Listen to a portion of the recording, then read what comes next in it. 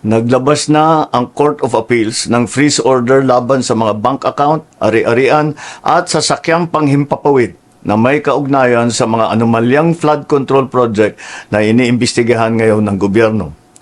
Sakop ng freeze order ang mga account at ari-arian ng Silver Wolves Construction Corporation at Skyyard Aviation Corporation, pati na rin ang mga personal account at asset ng mga individual na nasangkot sa investigasyon.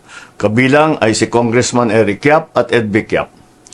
May mahigit 16 billion na ang pumasok sa mga transaksyon ng Silver Wolves mula 2022 hanggang 2025. Nakaramihan ay may kaugnayan sa mga flood control project ng DPWH.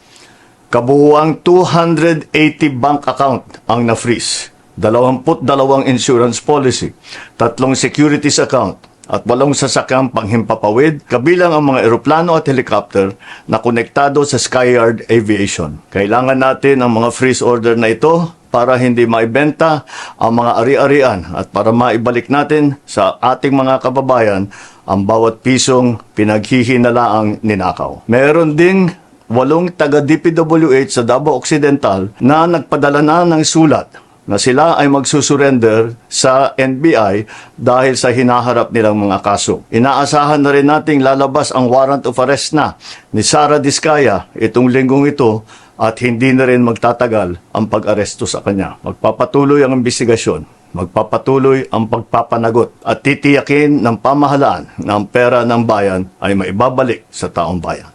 Maraming salamat po.